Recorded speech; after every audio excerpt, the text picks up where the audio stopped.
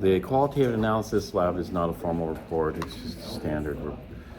It's a pretty simple report format. It should be pretty easy to do since I'm doing all the reactions. There's not that much work you have to do. I just want to make sure that you have all the reactions complete in there.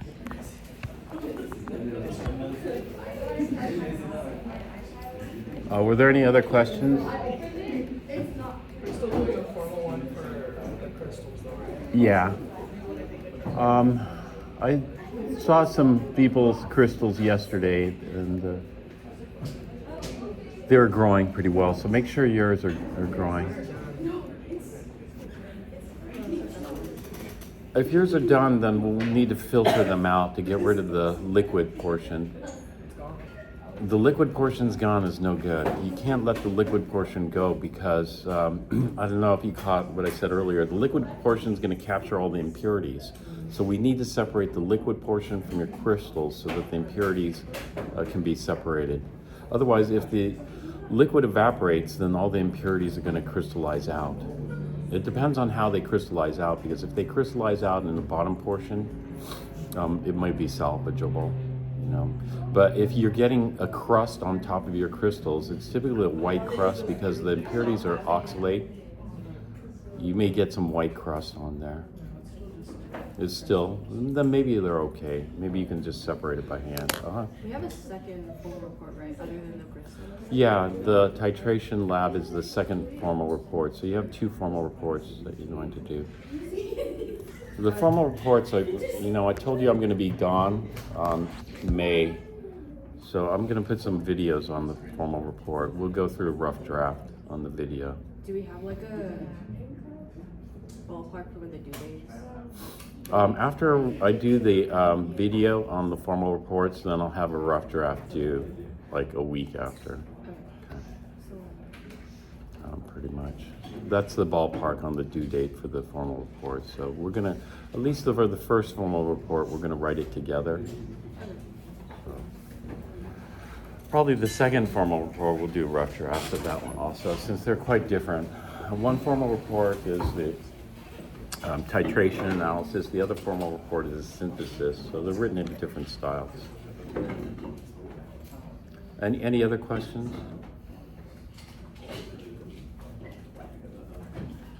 All right, we're just about done. I'm going to finish up chapter 19 today. And so I'll post like the chapter 19 quiz maybe today sometime. But there's another calculation we want to do, and that is in the qualitative analysis lab, we had the silver chloride solid, and then we used some ammonia to dissolve this. So all the silver ends up in the diamine silver ion, plus chloride to balance it. But these equations aren't balanced here in the qualitative analysis flow chart. And so here, we're going to do a calculation here. Whenever we're doing solubility type calculations, we usually look at the KSP equation. Whether it's precipitation or dissolution. This would be dissolution or dissolving silver chloride. I use the same equation. So precipitation, we use the exact same equation as this, except we think backwards. We're going backwards rather than forwards. It's equilibrious, so it doesn't matter which direction you go, forwards or backwards. And so the easiest thing is just to leave it as is and then just write KSP, because we're given the KSP values in the table. And the KSP value for this was 1.8 times 10 to the minus 10, if I recall. Let me just double check that. Yeah, 1.8 times 10 to the minus 10. And then what we're doing is we're removing the silver ion using ammonia. And so I'll just write this as a KF equation here. And so we'll take two ammonias. But where did I get two from? How did I know it was two ammonias? That's from the table. We're at this stage, we're not even looking for patterns, although you could start looking for patterns. The patterns are like silver typically forms two coordinate complexes, like this. but there were some exceptions in there. Just general patterns that you can look for. This is KF, and then what we're going to do is we're going to do a combined. And so the KF for this was, what did I do? 1.6 times 10 to the 7. This comes out to 1.6 times 10 to the 7. So what we're saying is how ammonia impacts the solubility of silver chloride. And so what we can do is we can do combine. How come we can do combine for this particular set of equilibria? Step 1 is very small and step 2 is very large. Yeah, exactly, good. Step 1 is very small, step 2 is very large. And then the combined method works. Because when we have that type of scenario, because the silver disappears, the free silver ion disappears from the equilibrium. And so what we're assuming is that it's negligible, the free silver. That is, like, all the silver is complex. Very little remains free, and the very little that remains free is quite small. So KSPF is we just multiply these two out together, and so multiplying those two out together, let me grab my calculator here. We have 1.8 times 10 to the minus 10.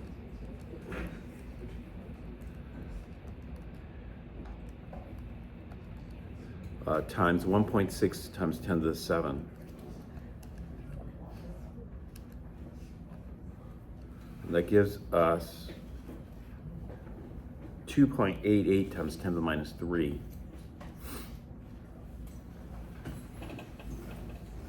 (2.88 times 10 to the minus 3).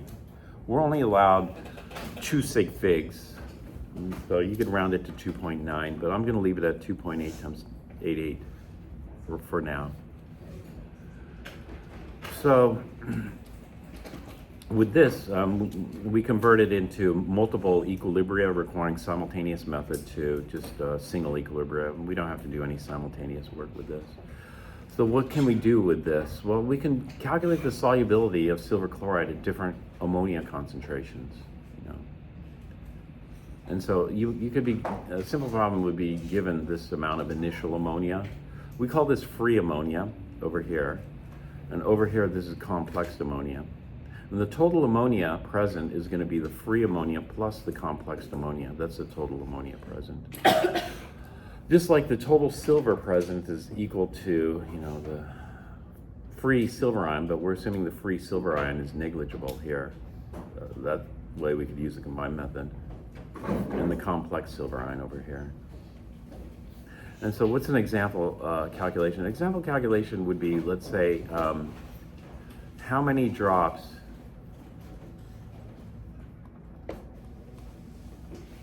of 6 molar,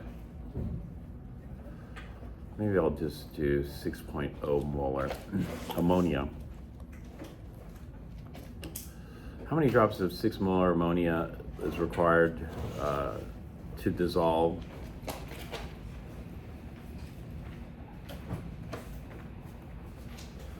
100 milligrams of silver chloride? So let's say I have 100 milligrams of silver chloride, which is about a match head's worth of silver chloride. How much ammonia is required to dissolve this?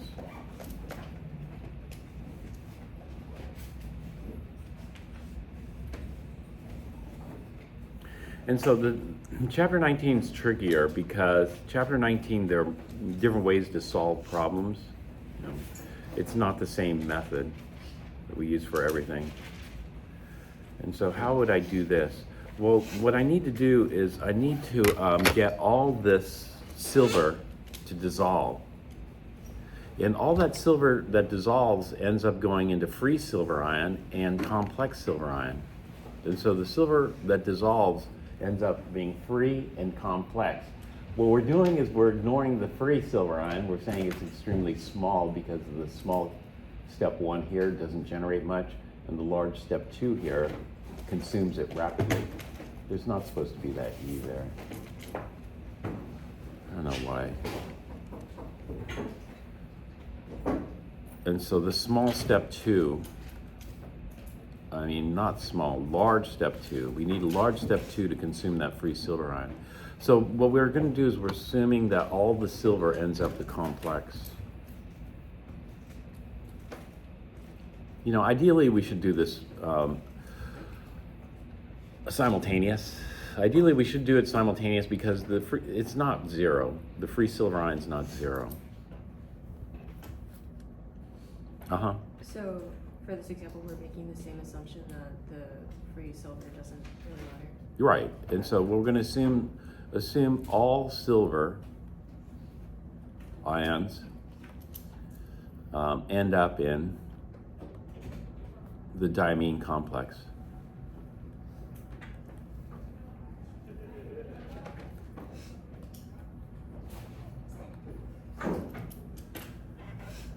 So that means, well, we can just do a little bit of stoichiometry here. The little bit of stoichiometry I have here, I'm gonna have to, I have my phone blocking the screen here. Move this over there.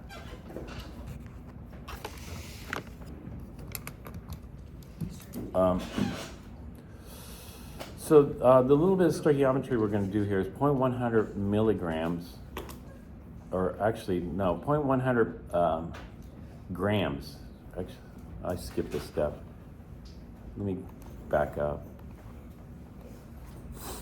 100 milligrams is 0.100 grams, but I'll just do it from the beginning. 100 milligrams of silver chloride, and we'll convert that to grams. That is 1 gram is equivalent to 1,000 milligrams. So the milligrams cancel, that leaves us with grams. It's 0.100 grams. And then we need the molar mass of silver chloride, which is 143, I forgot it. Let me go back and get it. I don't want to calculate it, although it'd be a quick calculation. I'll just calculate it. Silver is 107.87. 107.87, and chloride is 35.45.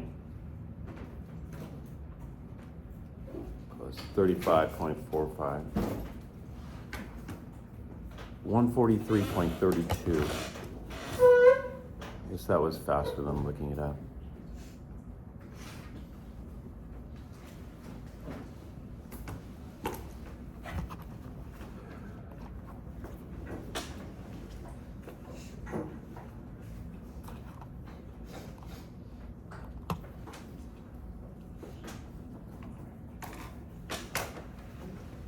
All right, 1 mole of silver chloride weighs 143.32 grams.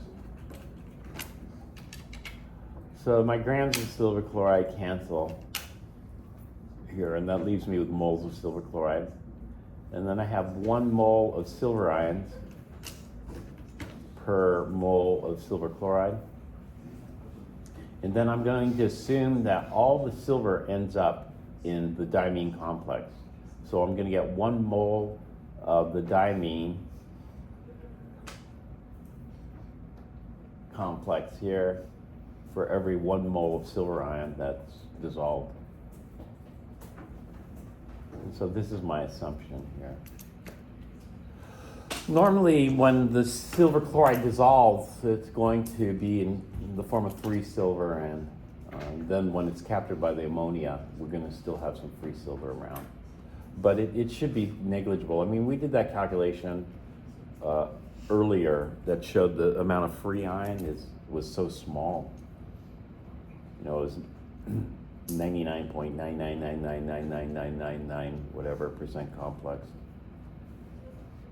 So how many moles does this or equal here? Let's figure out how many moles that equals. So 100 divided by 1,000 divided by 143.32 equals 6.9. What happened to my cursor?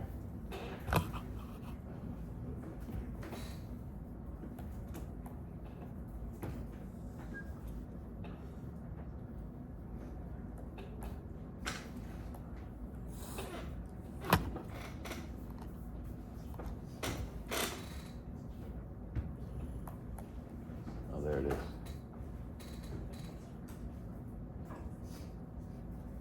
The 6.97 times 10 to the minus 4 moles of this.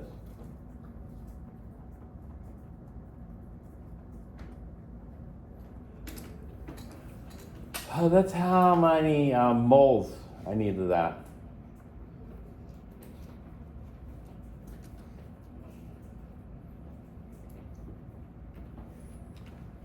I have that many moles, but the question is, what is the molarity of this?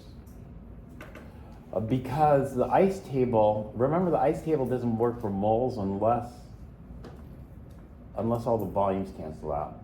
In this case, it might. All the volumes might cancel out. So we might get lucky, but in other cases, what I mean by all the volumes cancel out is when we set up the KSPF equation here. The KSPF equation is going to be equal to the concentration of the complex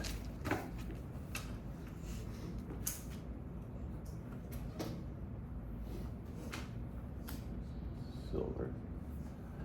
Concentration of the complex times the concentration of the chloride ion divided by the concentration of ammonia squared.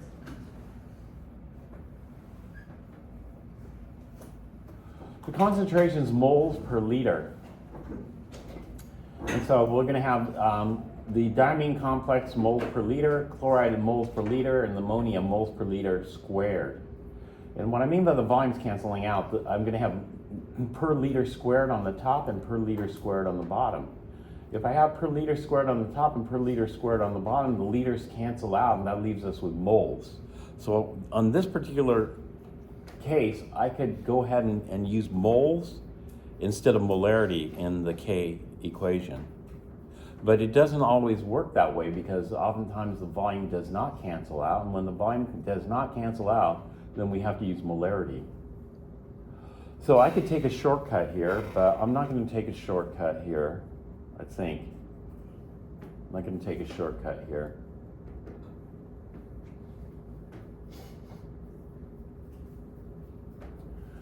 So, what are we going to do then?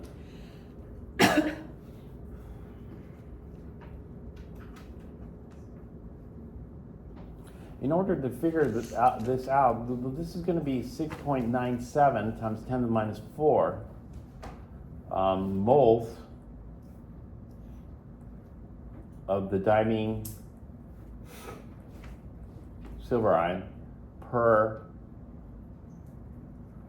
Do you know how many drops we're going to add? Because this is to how many drops of 6 molar ammonia are required to dissolve this. This is solid here.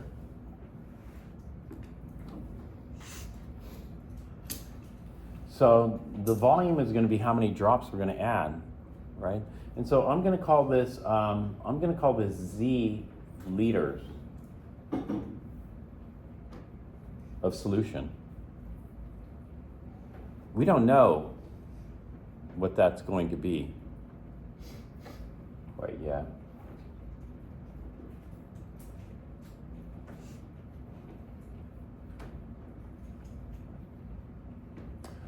But I don't know. What do you think for the approach for this particular problem? Where should we go here? You know, because I know that I need to get this many moles to get in solution.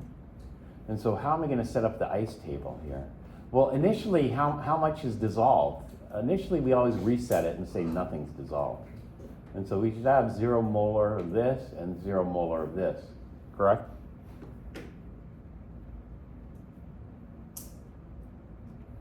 And then I could simplify this problem quite a bit, but I'm not because there are other problems that aren't going to work with that simplification. And so how much do I need to get to dissolve? Well, I need to get plus what? I need to get plus 6.97 times 10 to the minus 4 moles of this to dissolve per Z liters. And so then at equilibrium, I need to have 6.97 times 10 to the minus 4 moles per Z. Well, if that's the case, then how much chloride dissolves? Same amount. The same amount. I mean, how much of the chloride contained in silver chloride? It's got to be the same amount. It's a 1-to-1 ratio. So for every silver, 1 chloride dissolves. And so this is going to be the same. 6.97 times 10 to the minus 4 over Z.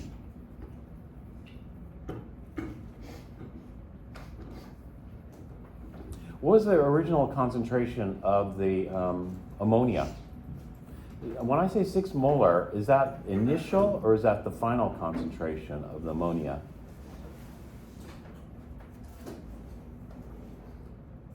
Initial. This is the initial concentration of ammonia, so this has got to be 6.0 molar. There. Silver chloride's a solid, so just ignore it. So this is going to be minus 6.97. Actually, this is 2, right? So I should change that.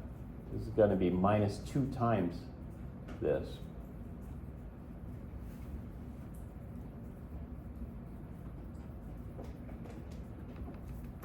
This eraser doesn't work.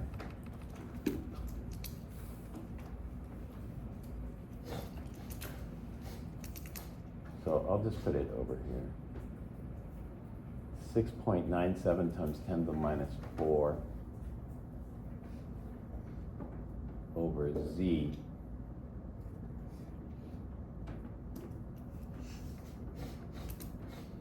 times 2.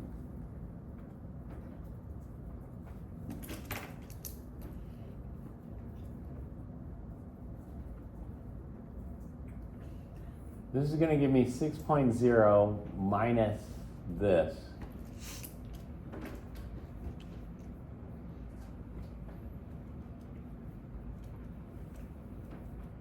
Over Z times 2.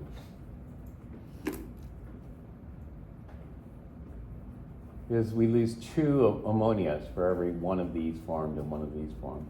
So that's the times 2.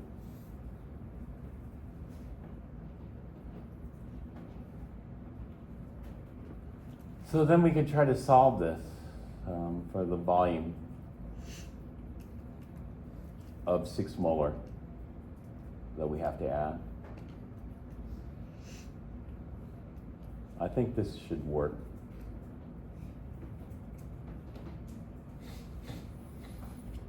So let's see.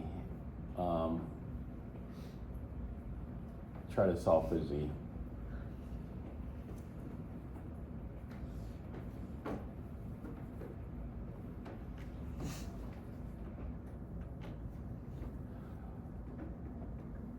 Alternatively,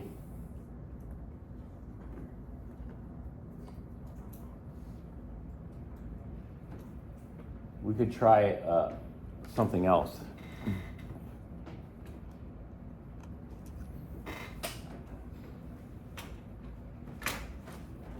Let me talk about that here.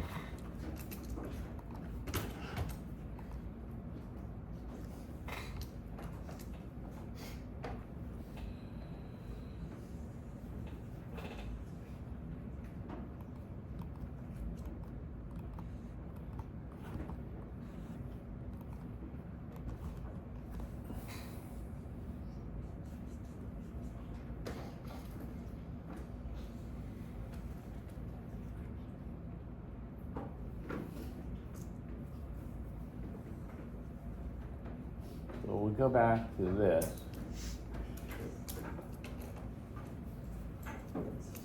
And what we can do is we can do this.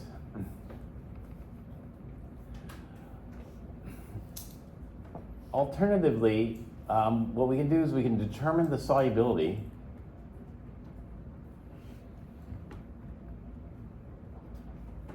of silver chloride in 6 molar ammonia. Well, if we have 6 molar ammonia to begin with here, then, and we have 0 here and 0 here, nothing's dissolved, then what's going to happen is we're going to dissolve some of the silver chloride. That's going to result in a minus 2x here, and a plus x here, and a plus x here. But this is the silver chloride that's dissolving, so rather than calling it x, we call it S. So let me switch that over to S, because that's the solubility. So I'm going to get rid of the X and replace it with S. Here. Here. And that tells us how much of the silver chloride dissolves. Okay, then what we're going to do is we're going to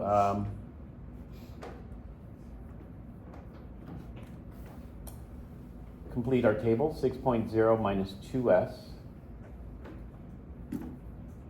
molar, S molar, S molar. And then we'll just solve for S.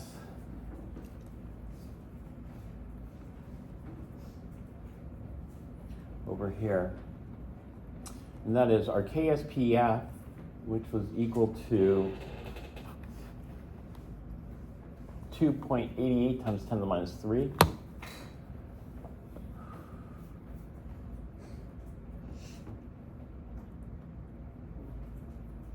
Is equal to the complex concentration, which is S, times the chloride concentration, which is S, divided by the ammonia concentration squared, which is 6.0 minus 2S squared.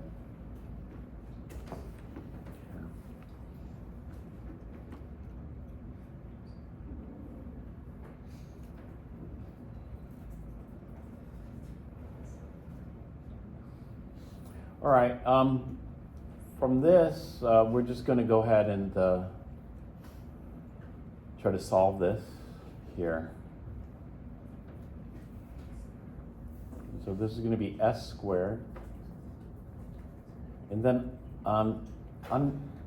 I guess I could try the simplifying assumption here, see if that works. Try the SA. Will give us 6.0 squared. And 36. And that's going to give me an S equal to 36 times 288 times 10 to the minus 3.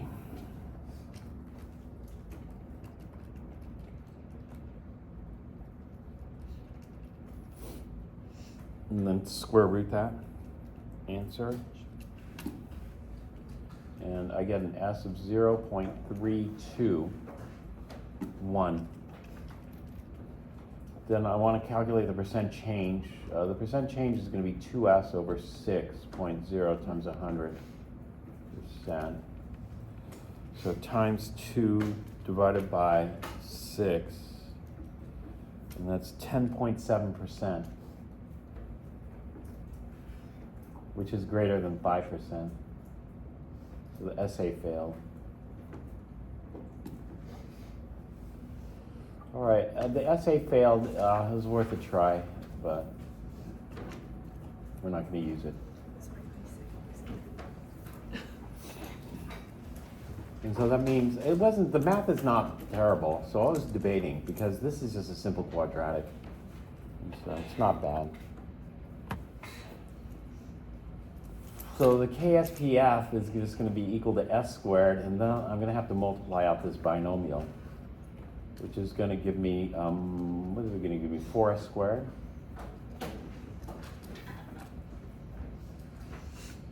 Minus,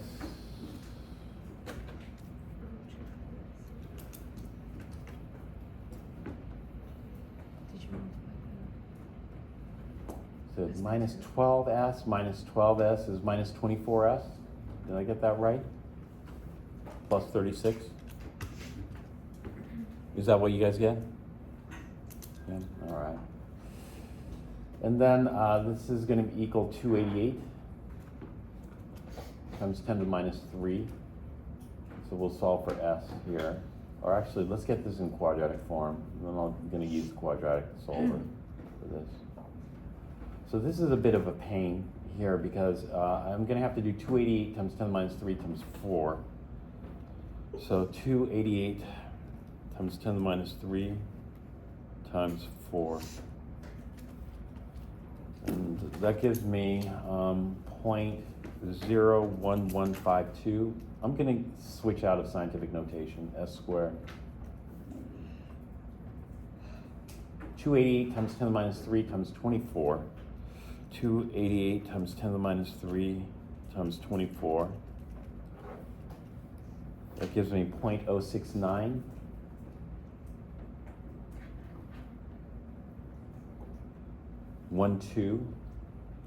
S, and then 36 times 288 times 10 to the minus 3.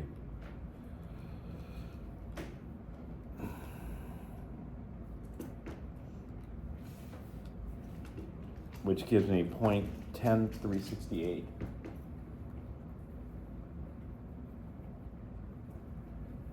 Is equal to s squared. So I'm going to subtract everything on the left side from both sides. And so I'm going to get 0 is equal to, all right, maybe I could do this one in my head, I think. This one's going to be 0.98848 s squared. I think I did that right. 5 decimal. 1, 2, 3, 4, 5, yeah. S squared plus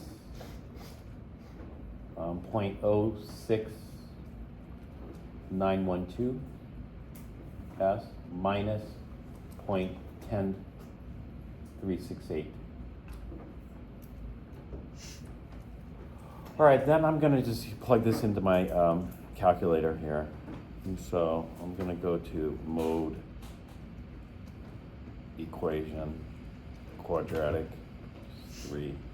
And then my A value is 0.98848. 0.98848 for my A. My B value is 0.06912. And my C value is negative 0.10368. 368. And solve that, and I have my x1 here of 0.290. 7, I'll just go 2 extra digits. And my x2 is negative 0.36. x2 is impossible.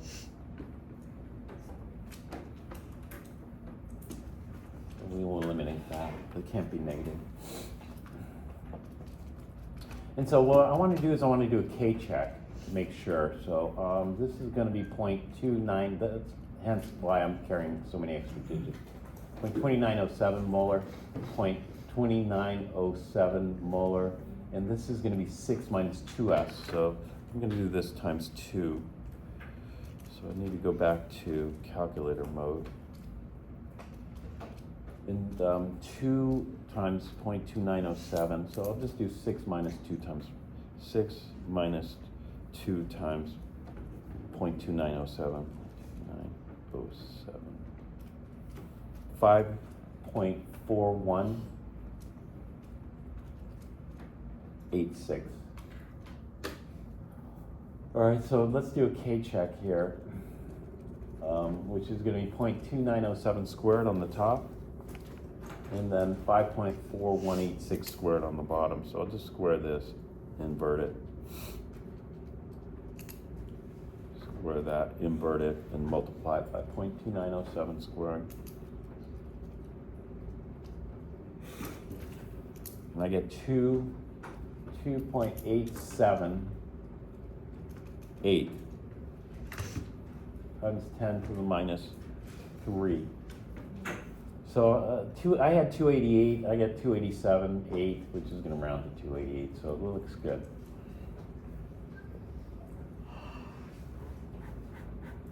So solubility is the max I can dissolve, right? The max I'm going to dissolve. And so what this gives me is gives me a different way I can calculate it. You know, let's say I wanted to dissolve 0.2907 moles worth of silver chloride. I'd need a liter, right? Because I can dissolve 2.2907 moles in how much volume? In 1 liter. What if I wanted to dissolve double this? How many liters would I need?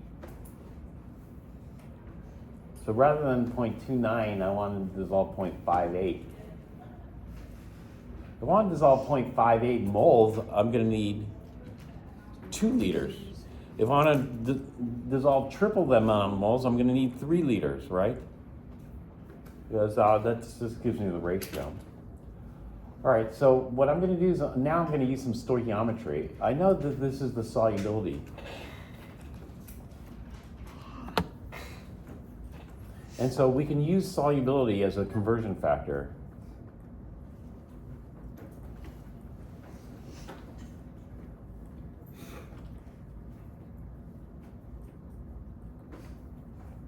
In dimensional analysis. So I'm going to start off at the beginning. I want to dissolve 0.100 grams of silver chloride. Or, I just, milligram to gram conversions I always do in my head. So, sorry, I skipped that step.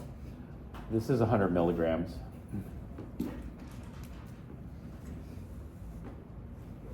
And 1 mole of silver chloride is 143.32 grams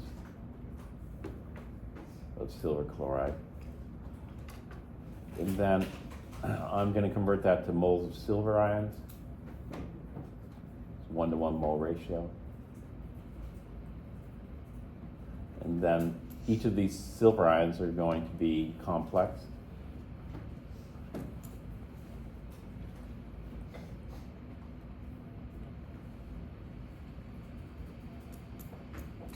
Am I on the right track? Yeah.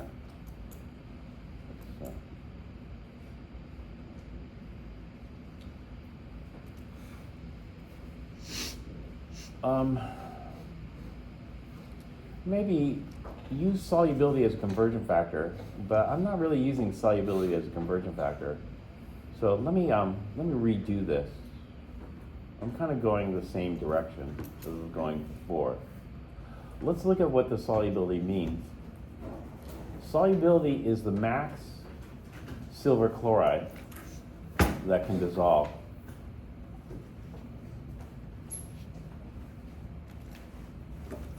And so what it is it's the molarity of the silver chloride that dissolves in solution. And so this tells us how many moles of silver chloride will dissolve. And we know that because, well, in this case, it's also equal to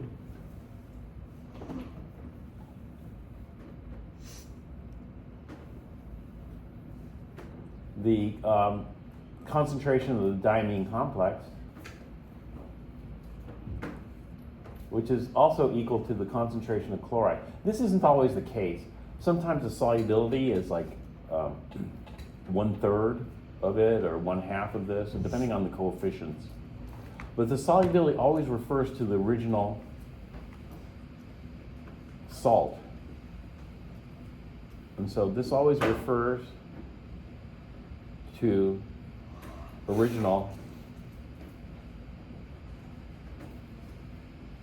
compound.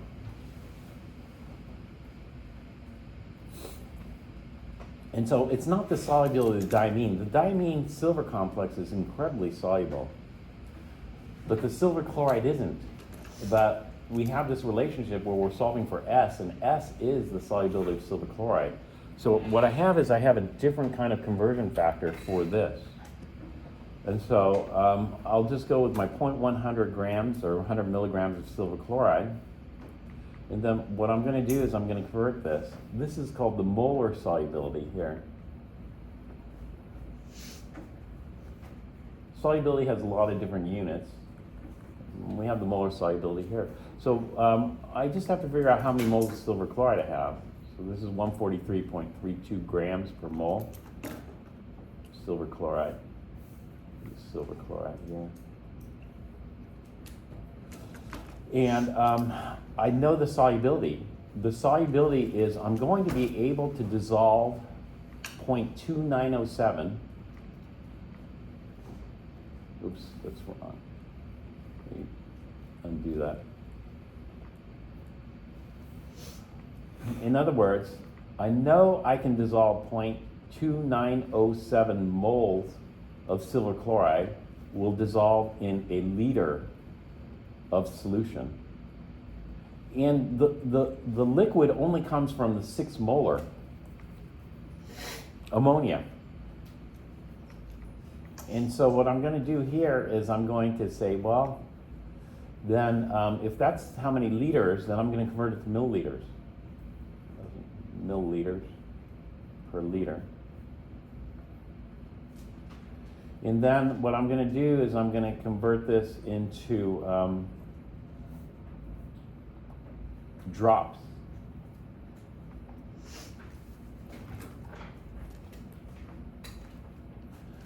Because all this liquid comes from the ammonia, and that's going to be, well, we're going to estimate it. It's going to be 0.05 milliliters per drop.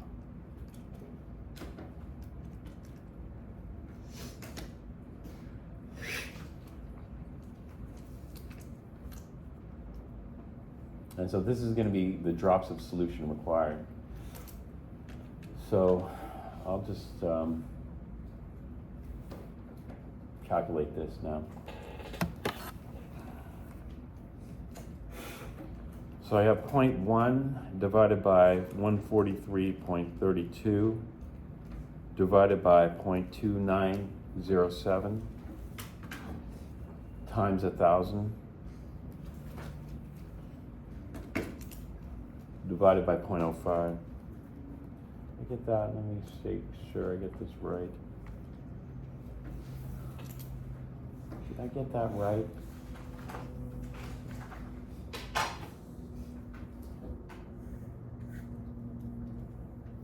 So grams of silver chloride cancel out grams of silver, moles of silver chloride cancel out moles of silver chloride. Liters cancel out liters, milliliters cancels out milliliters here.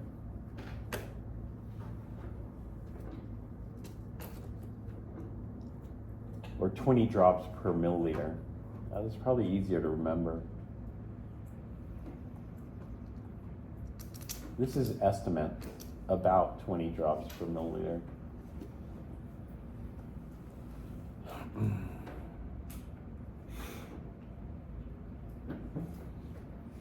So that's 0.1 divided by 143.32 divided by 0.2907 times 1,000 times 20 or divided by 0.05. And how many drops did you guys get?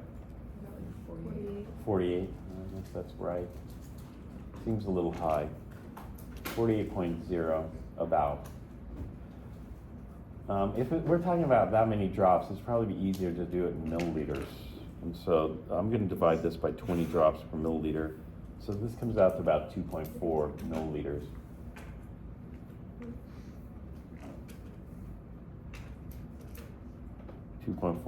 milliliters. So 2.4 milliliters, which is approximately 48 drops. The thing about ammonia solution is it has very low surface tension. So the number of drops are actually higher for ammonia solution. So this 20 drops per milliliter depends on what the solute is. You know. And so I probably should have just done it in how many milliliters required. So 2.4 milliliters.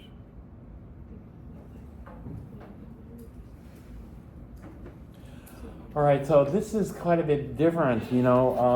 This approach with Z is similar to what we're doing with the titrations. Trying to figure it out. And then this is kind of different approach here. I'll show you the kind of different approach here. But the problem is there are multiple ways of solving these, and it's easy to get lost times. But this might be more intuitive because we're just solving for solubility. We're solving for solubility, but when do we use solubility? And so people can solve for solubility because there's lots of practice problems for solving for solubility, but what application do you have for, well, we're going to use solubility to figure out how much we can dissolve or how much liquid we need to dissolve it, right? And so this is actually using the solubility. So this extra step trips people up. So a lot of people can calculate the solubility, they get 0.29 molar, and then what do they do with that?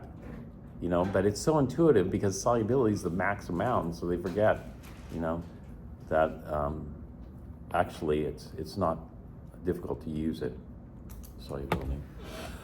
All right, the last part of chapter 19 deals with qualitative analysis. Well, for qualitative analysis, since I'm going to go through the whole qualitative analysis procedure from our lab, I'm just going to do that on video. I'm going to be missing a couple of labs, so I'm going to do some extra hours on the video to make up for that. So we're going to leave chapter 19 now. Chapter 19, we had the KSP and the KF, and then the combined KSPF. We just need to know how to use those. Okay, after chapter 19 comes chapter 20, and what's the topic of chapter 20? Let's take a look. Did we skip a chapter earlier? I think we skipped a chapter earlier, did we not? 13. I think we skipped chapter 13. Right. And so let's go back and take a look at these.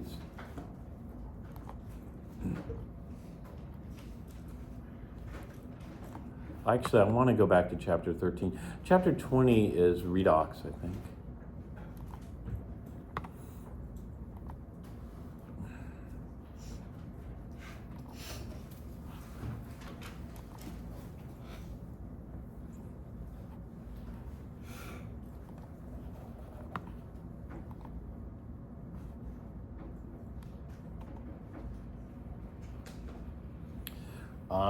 One application of redox is electrochemistry. It's redox. So what I'm going to do is I'm going to hold off on redox. I'm going to go back to chapter 13.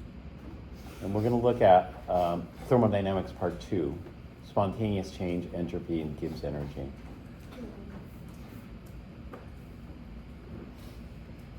And so back to chapter 13.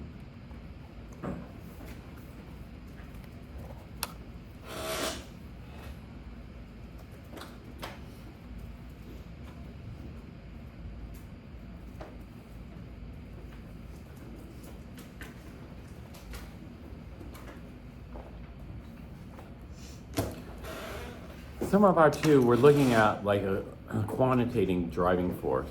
That's I know that some people don't like this term driving force, but I think it's useful.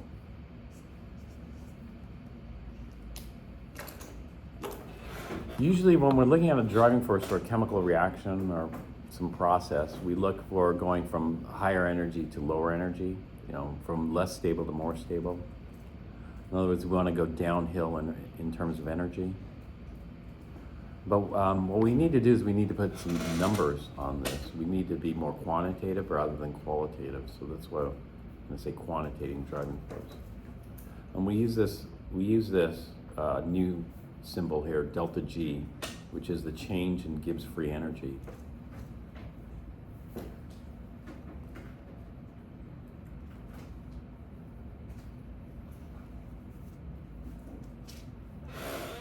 Energy to do that. When people were looking at driving forces, they noticed two things. It appears that delta G depends on the driving force, delta G. And this is kind of weird because delta G, the more negative,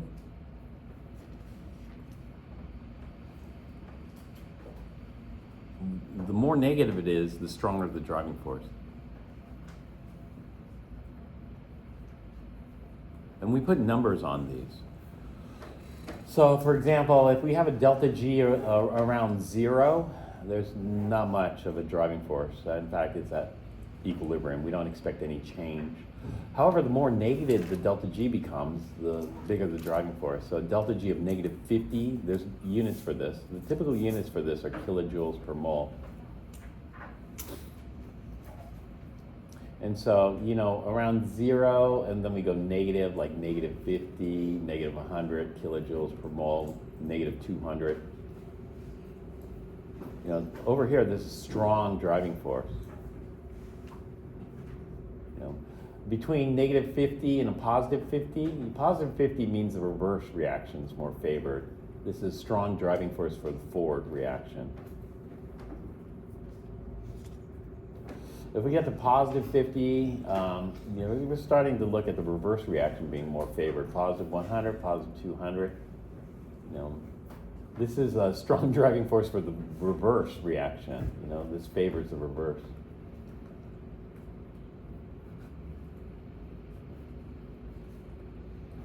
This favors the reverse strongly. So if you have plus 200, nothing's going to happen in the forward direction.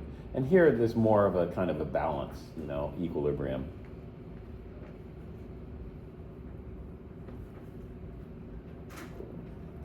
You know, one side is slightly favored over the other, depending on which side of this you're on, but not hugely favored over the other. And so we're going to put numbers on these in terms of kilojoules per mole. Those are the units. We're looking at these types of numbers here. And then we're going to relate these numbers to like K values. So if we have a strong driving force for the forward reaction, then we're looking at big K values. If we have this favors the reverse reaction, we favor the reactants. This is a very small K values. So this is going to be related to our equilibrium constant. In fact, we can calculate the equilibrium constants theoretically using thermodynamics rather than having to measure it empirically. So it appears that the driving force depends on two things.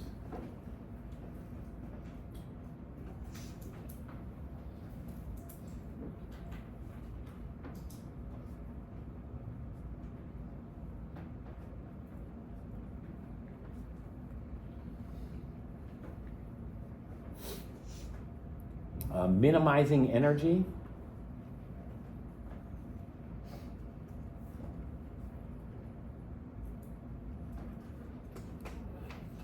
and 2,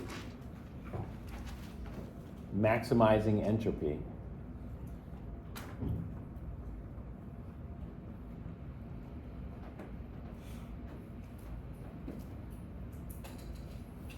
And so in nature, we want to minimize the energy. We want to go from high, like, potential energy to low potential energy. So if you're at the top of the hill, you know, that's high gravitational potential energy versus the bottom of the hill. So you can easily roll down the hill. But going up the hill is more difficult, you know, because there you're going in the opposite. You're maximizing energy. And that's not really favored. So we want to minimize energy. But there are certain things where the energy doesn't change. If the energy doesn't change, then what's driving it? Or if anything's driving it? And so if we look at an example of maximizing entropy, entropy is the measure of disorder.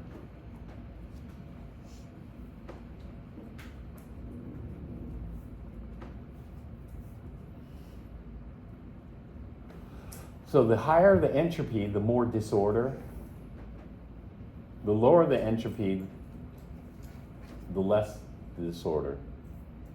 And so in nature, things have a tendency to become more disordered. So people end up having to, let's say, for example, clean up their room, versus, it's easy to make a mess of the room. It's hard to clean it up, put everything in order.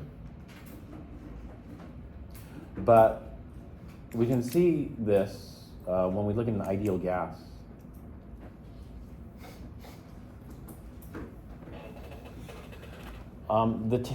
The total energy of an ideal gas, which we call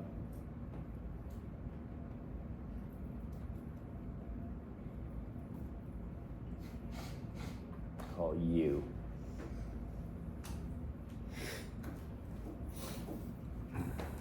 We'll put two gases in a box here. One gas will be the red gas over here. And then, do you know, when we talk about the energy of a gas, we're talking about the internal energy. You guys remember the internal energy and the symbol for internal energy?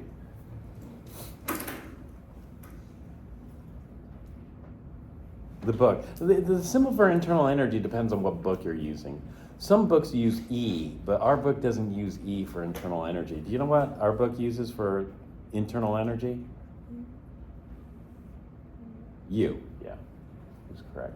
So we have U for the red gas. The internal energy is the total energy, and the total energy equals the sum of these two energies. What are these two energies? It's equal to the sum of the total energy is equal to the sum of the blank plus blank energies. Potential and kinetic. Okay. And so for kinetic energy, our book uses the symbol E sub K. That's the kinetic energy. And for the potential energy, what does our book use for potential energy? I don't recall they had any symbol for potential energy, so I just called it PE for potential energy. A lot of books call KE for kinetic energy and PE for potential energy. We'll just call it PE.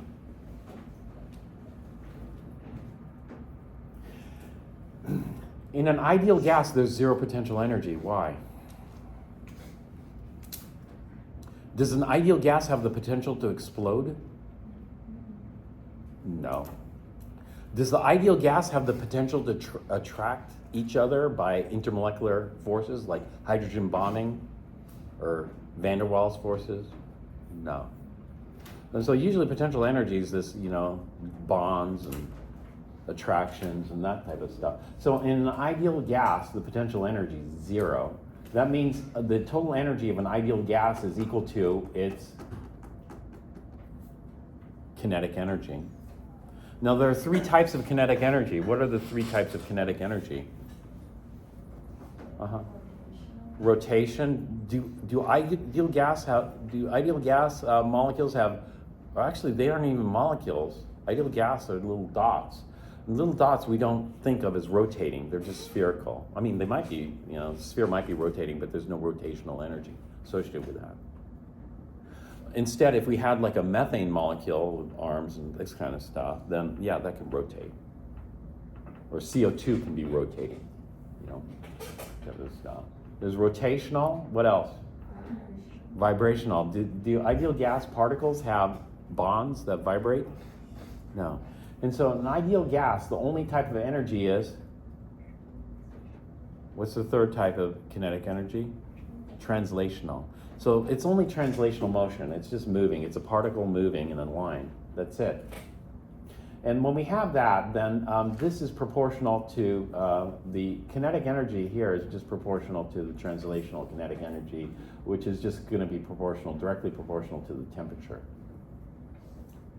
So the total energy of an ideal gas is just a function of its temperature. What temperature is it at? And this can tell us how fast they're moving.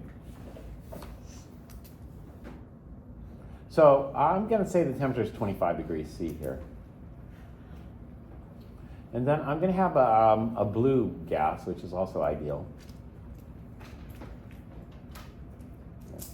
And then I'm going to have the total internal energy of the blue gas, blue. So the red gas, and it's the same thing. It's just equal to this translational kinetic energy, which is going to be just proportional to the temperature. And the temperature for the blue gas is going to be at 25 degrees C.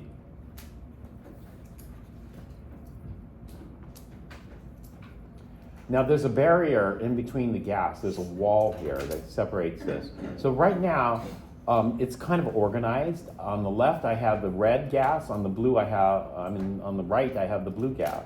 Now, what happens if I remove the barrier?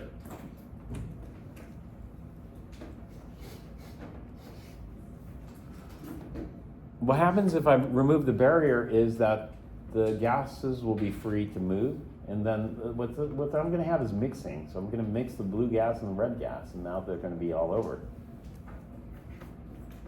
here.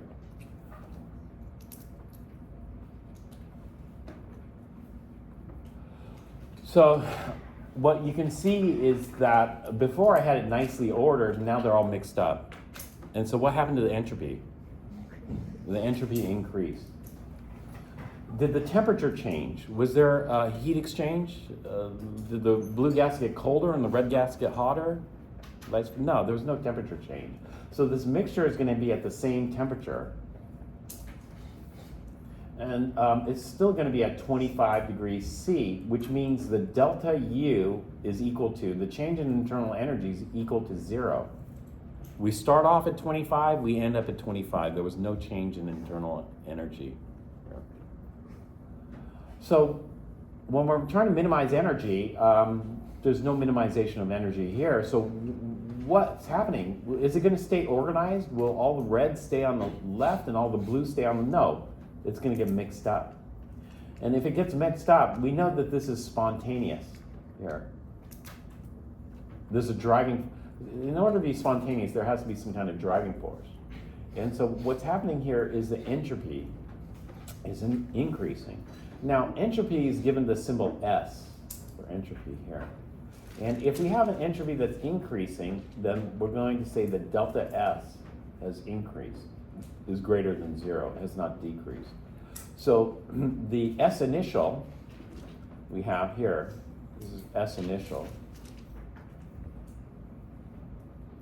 is equal to the S of the red plus the S of the blue. And S final here is equal to the mix, S of the mix.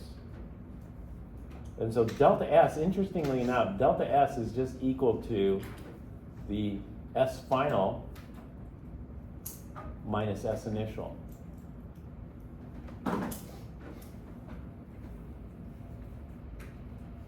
All right, that's fine. So entropy also is a driving force.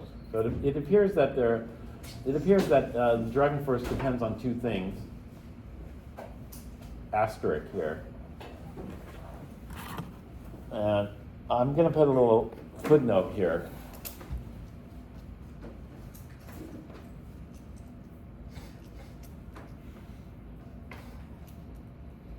Actually, depends on one thing.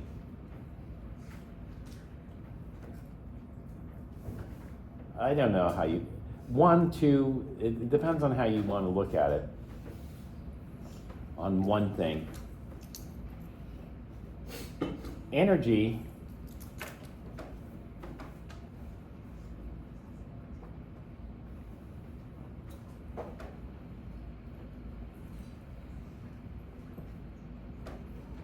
also is associated with entropy.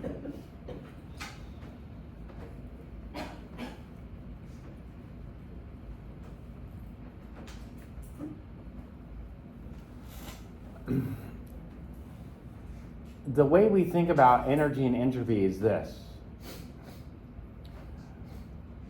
Imagine you have 1,000 kilojoules.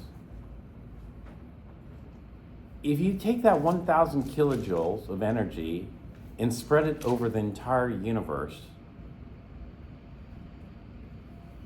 versus taking that 1,000 kilojoules and concentrating that into a battery, are they going to be equally useful? No, there's not. And so we have different levels, like, so say for example, we have chemical potential energy in a battery.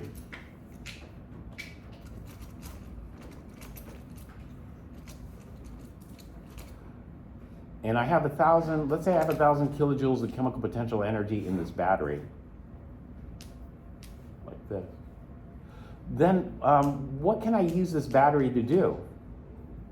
Oh, actually 1,000 kilojoules is not that much energy, but I could use this battery to try to charge my phone battery. I could use this battery to power a fan. I could use this battery to power a heater. You know, you see these things now, battery powered ice chest, battery powered hot pocket, whatever. And so we could use this battery to do lots of things.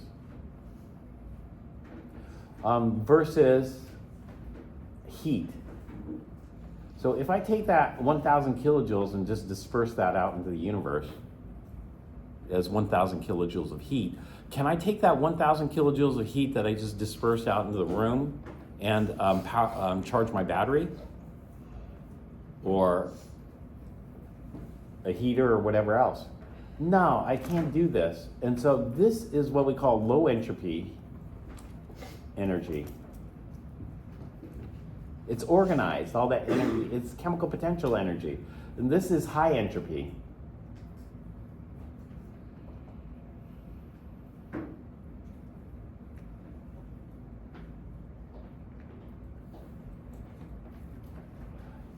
The one is entropy, but we have two types of entropy that we look at.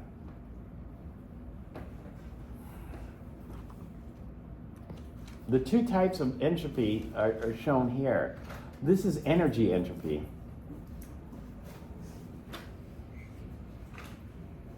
If you have physics, you know, heat is not very useful. Like, for example, nuclear power plants. Nuclear power plants aren't very efficient because all they do is they generate heat. And what do you do with that heat? Well, with that heat, you can heat up water. Hopefully it gets hot enough that it boils into steam, and then that steam can generate a turbine. So nuclear power plants are very inefficient, but the generating of heat is so cheap, it makes it a very practical means of generating electricity. Electricity itself is lower entropy. Electricity, you can do a lot of things with electricity. And so what would you rather have? Would you rather have 1,000 kilojoules of electricity or 1,000 kilojoules of heat? 1,000 kilojoules of electricity, because you can do lots of things with electricity. You can't do so much with the heat. In fact, there's something in physics, it's called the Carnot cycle. Carnot cycle deals with heat. You know, how much work can you get out of heat? You know, there's not that much work you can get out of heat. But how much work can you get out of electricity? Lots of work you can get out of electricity. And so the difference in that. And so that deals with the entropy here. So this is called energy entropy. Over here, when I'm looking at the red and the blue dots, that's called positional entropy. You know, it depends if I have everything neatly ordered in the correct position versus all scattered about. You know, so this is called positional entropy.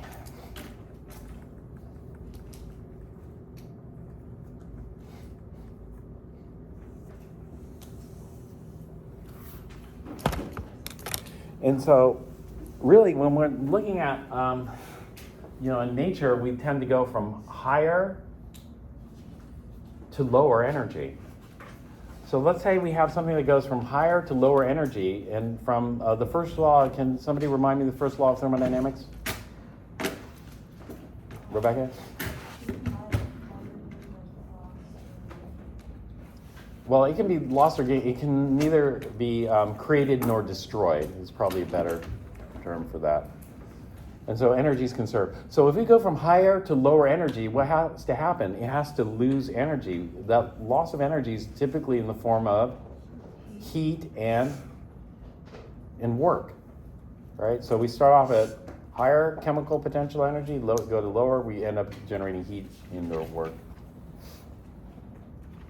And so ultimately, that work that you do, the work that you do ends up generating friction and motion and whatever else, and eventually that work that you do ends up as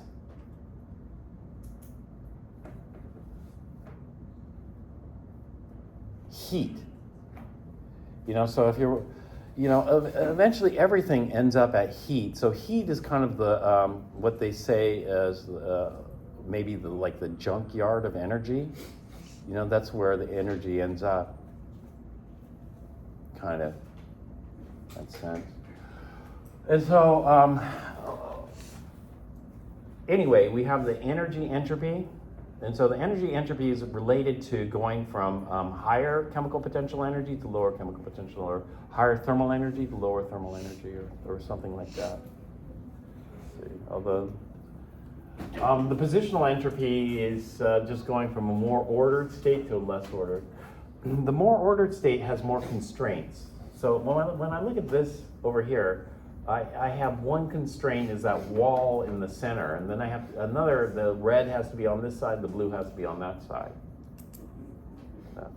And so it depends on how many constraints we have. And so here, the more ordered state is more constraints.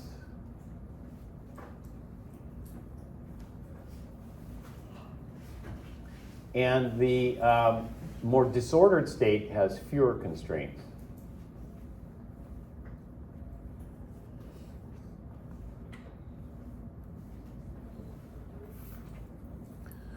So the first thing we're going to look at is the energy entropy is basically this. The energy entropy is, we want delta U or delta H to be less than 0. Then we know, if delta H is less than 0, what do we call that? Endothermic or exothermic? If delta H is less than 0, we call it an endothermic reaction or exothermic reaction. And if it's exothermic, what does delta H do? It releases heat to the surroundings. And so we're converting something there. Anyway, the same thing with delta U. Do you guys remember for delta U, we typically use that under conditions of, well, we could use this under all conditions. However, with delta H, what conditions do we use delta H under? Only very specific conditions. Does anybody remember the constraints on delta H? Rebecca?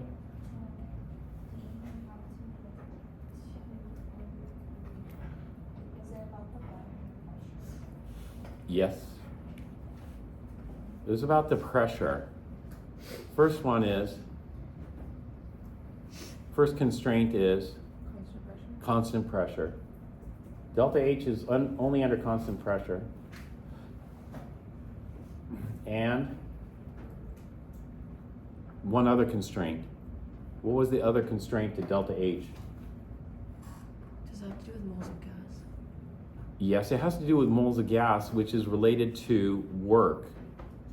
We restricted delta H to only what type of work?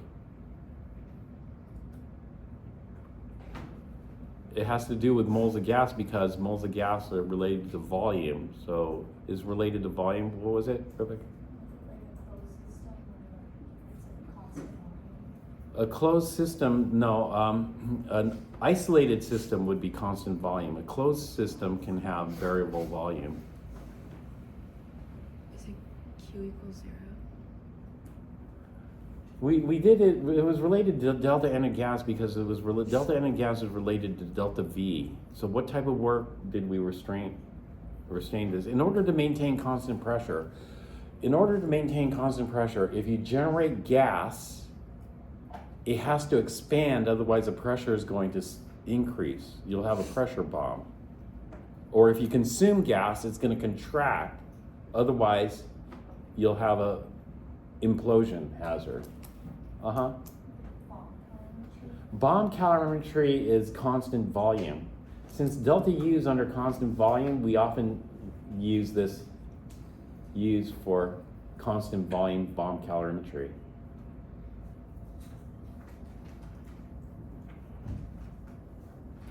The people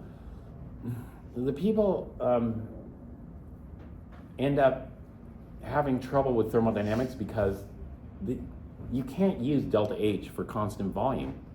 If you try to use delta H for constant volume, you're going to get totally the wrong answer. But a lot of people don't remember that delta H is restricted to constant pressure and then use this equation for everything. And if you use this equation for everything, you're going to get the wrong answer if somebody decides to throw in a constant volume problem there. And so since delta U can be used for everything, we use this for constant volume. That's easy. But delta H is restricted to constant pressure, and in order to maintain constant pressure, we need the volume to expand or contract. If the volume expands or contract, then the work has to be restricted to P delta V work. And since this is work of the system, we call it minus P delta V, because if we blow up the balloon, it's going to lose energy doing work. So this is work of the system. Well, anyway, if delta H is less than 0, we call it an exothermic reaction. An exothermic reaction, well, what we're doing is we're increasing the entropy, the energy entropy. And so exothermic reactions increases the energy entropy.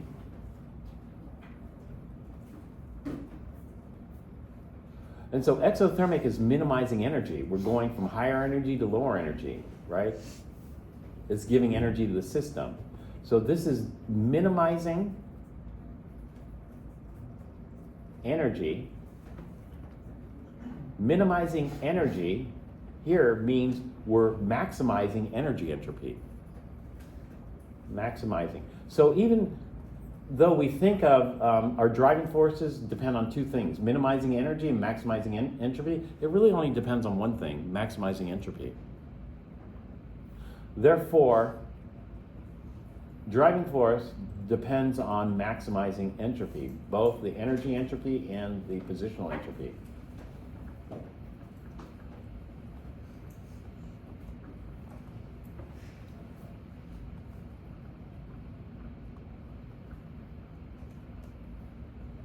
Positional entropy and energy entropy.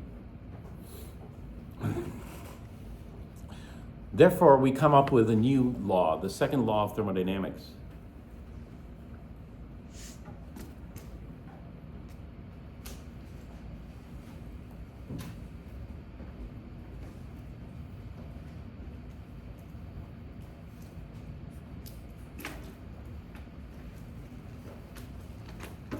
The second law of thermodynamics states this. For a process to be spontaneous, the entropy of the universe has to increase. So, in other words, delta S of the universe must be greater than 0 for the process to be spontaneous.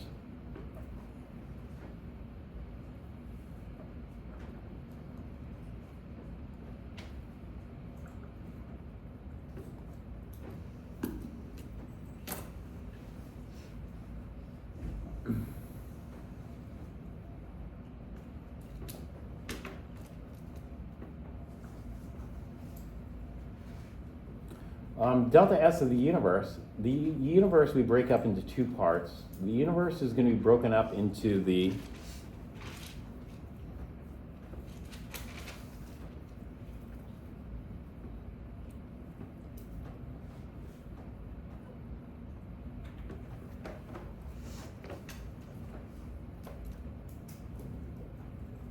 system. So if we divide it into system, what's the other part? Surrounding. What's the surroundings?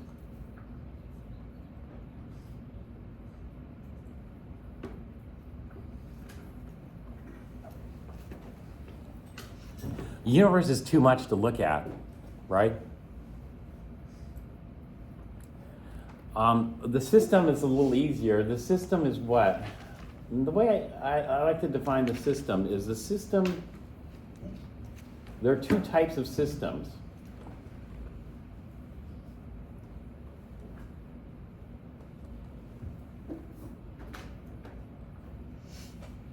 Does somebody remember the two types of systems that we covered? Chem 1A? Isolated? All right. Well, actually, we're past that. We do. They're different. We do isolated. That's correct. Isolated systems. And then there are closed systems. And then there are open systems. So there are actually three types of these systems. Here. When I'm talking about two types, what we do in ours is we don't use an isolated system. That would be like a bomb. We like to work under constant pressure because we don't live in a constant volume universe. We live in a constant pressure universe, correct? Sometimes we do constant volume work. And so sometimes we'll do work in a bomb, calorimeter or whatnot. But most of our work is under constant pressure conditions. This is why delta H is so useful. This is how we do most of our stuff. And so that means we use closed system here exclusively. Does anybody remember the definition of a closed system? Uh-huh. You're right. Matter can't be lost or gained. I mean, all the matter is contained. But the volume can expand and contract. And so we work exclusively with closed systems. We're not going to work with, unless we're doing bomb. And we don't work with open because we lose track of things. Anyway, I'll stop here since we're out of time. We'll continue. It's a good idea to review chapter 7?